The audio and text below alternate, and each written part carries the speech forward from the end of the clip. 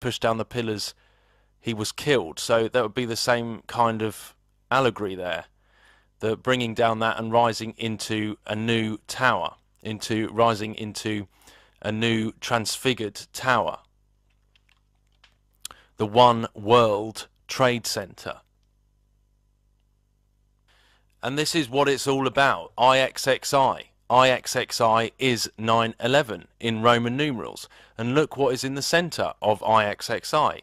It's a hexagon, which is a three-dimensional cube.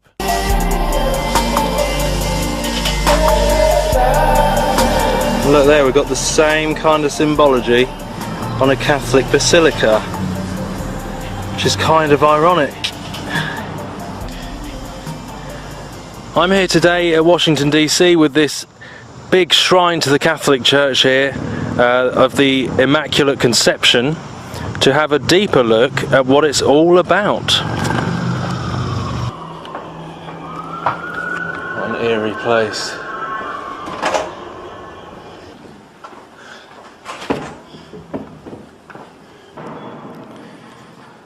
So let's go down into the belly, the underworld, where masses take place, into the heart underneath this, the tomb of this huge temple.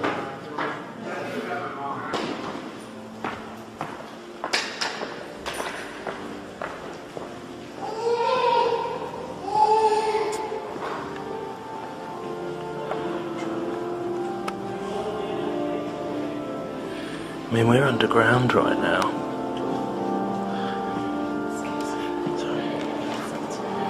This is underground, this is in the belly, underneath the big temple.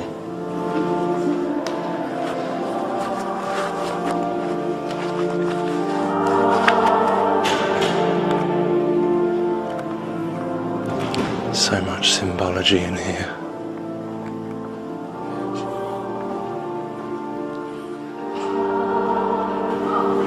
The National Shrine of Immaculate Conception.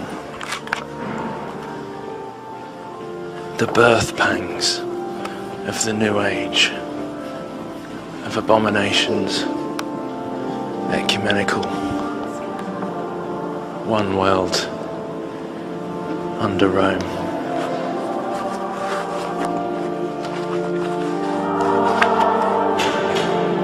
It's like an expensive hotel, one of those 5-star ones in Vegas.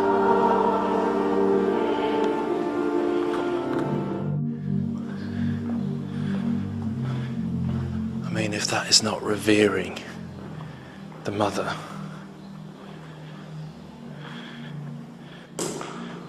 Europa. And look at him, I mean, he's bowing.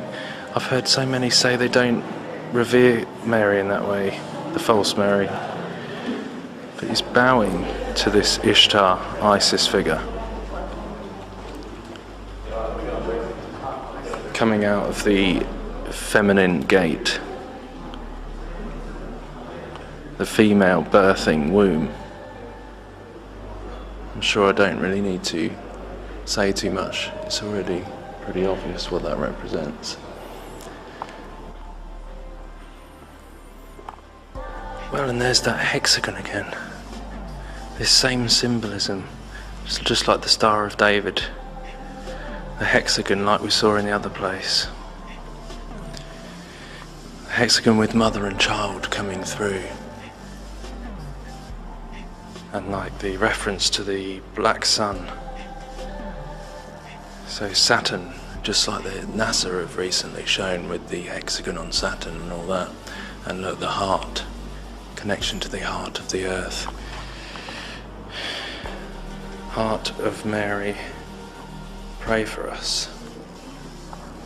So often I think it's like that birthing of that Tammuz, Nimrod, Antichrist figure from the heart of the earth, which they call Gaia, like the mother goddess Gaia.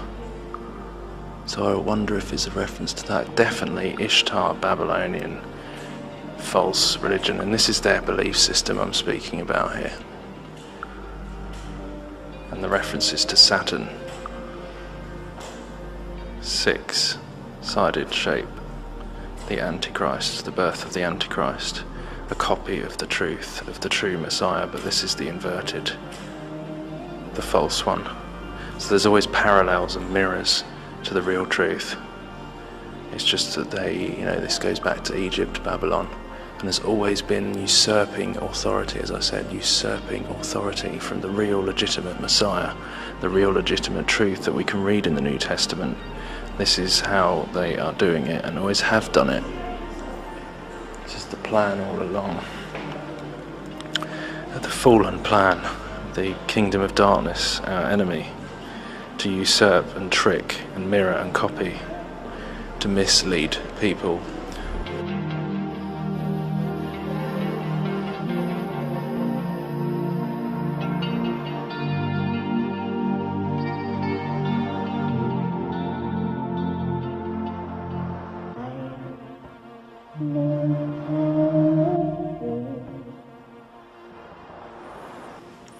Look, pillars and archways, all the same designs as the other places, and she's sitting on a foundation stone there, behind these pillars where the veil would be, like in the Holy of Holies again.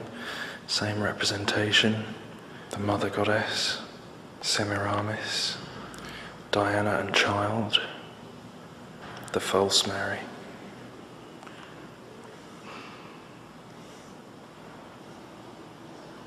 Oh my goodness. And once again,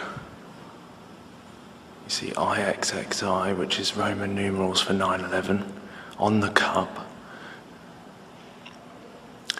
The Frankists and other secret societies, there is this belief that they need to fill up this cup of sin, make people turn to bad, which you can see happening, in order to provoke their Christ to come, which they think is the real Christ.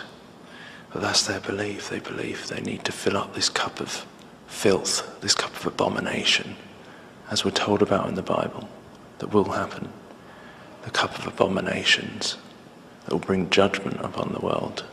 But they believe that they're going to get this Christ who's going to come. But we know it's the Antichrist. It's Nimrod from the days of the Tower of Babel. And this cup of abominations.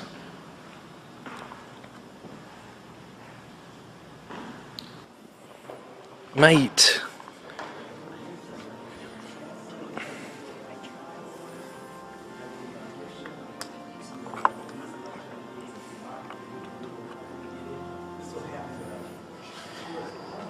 You know, even I've heard Catholics say that this Pope is very different from any other.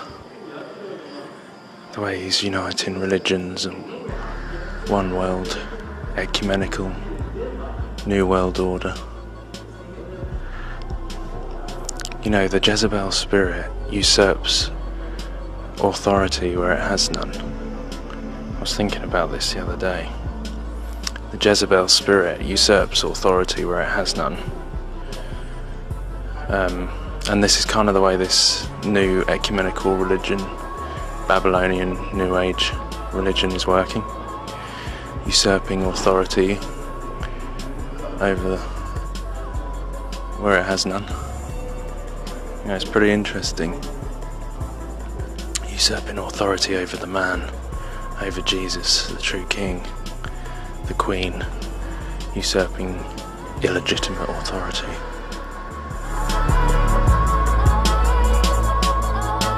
She is the one to take you to that light. Who do you think that light is? Lucifer.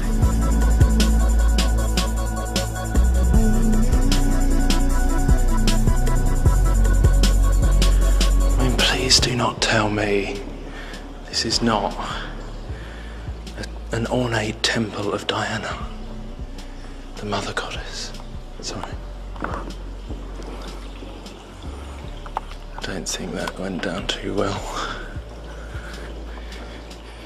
But look, the celebration of fertility.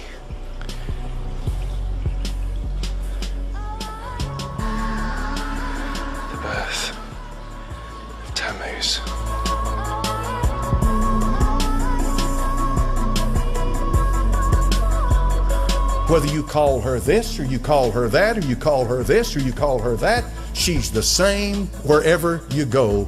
She is the Mother of God. She's the universal life force. Satan is very good at accommodating whatever culture, whatever age, whatever clime you happen to be in. Making a difference to him. He's very good at accommodating it. What I simply mean by that is he'll make you feel comfortable wherever you live in accepting his religion.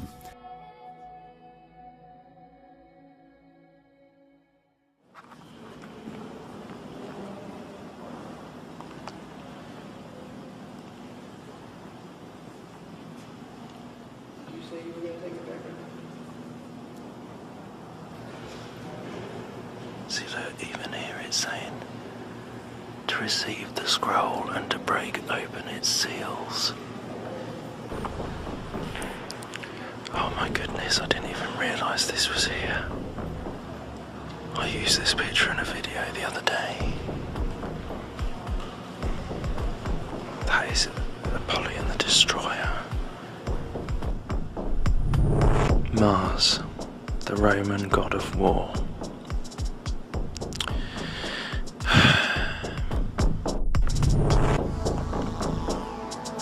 And we've got that same representation of the Holy of Holies type thing, and him raising out of it Apollyon the Destroyer, the Antichrist. That is not Jesus. I don't think it takes much to work out that that's not Jesus.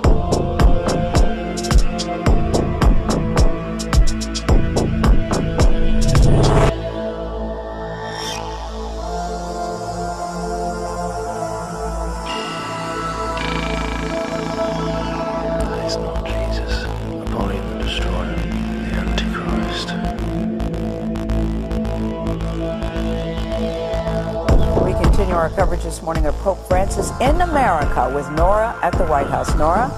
Thank you, Gail. You know, Pope Francis is also going to celebrate his first Mass in the United States, and that is at the Basilica of the National Shrine of the Immaculate Conception. Now, he is the third Pope to visit the Basilica that is on the Catholic University of America campus. And Chip Reed is there to show us what to expect this afternoon. Chip, good morning. Well, good morning. You know, around here, most people simply call it the Shrine, and it is a beautiful building. It is the largest Roman Catholic church in America. In fact, they're expecting about 25,000 people here this afternoon to see and hear the Pope celebrate Mass.